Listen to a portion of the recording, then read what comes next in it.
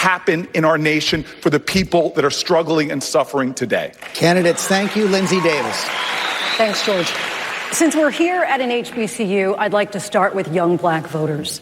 Several recent polls indicate their number one concern is racism. This campus, this state, and this nation are still raw from that racially motivated attack on Latinos in El Paso. Now, we know that the racial divide started long before President Trump and President Obama, but each of you on this stage has said that President Trump has made that divide worse. Congressman O'Rourke, coming to you first, why are you the most qualified candidate to address this divide? You know, I called this out in no uncertain terms on August 3rd and every day since then, and I was talking about it long before then as well. Racism in America is endemic. It is foundational.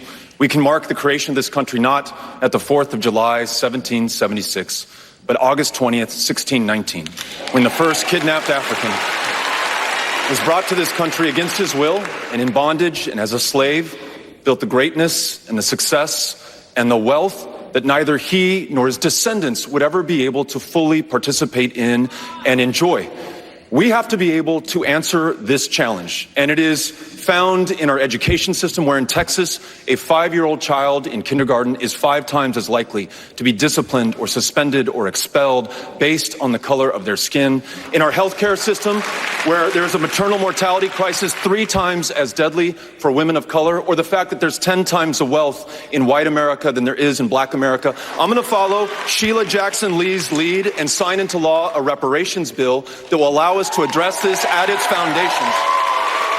But we will also call out the fact that we have a white supremacist in the White House, and he poses a mortal threat to people of color all across this country. Secretary Castro, 45 seconds.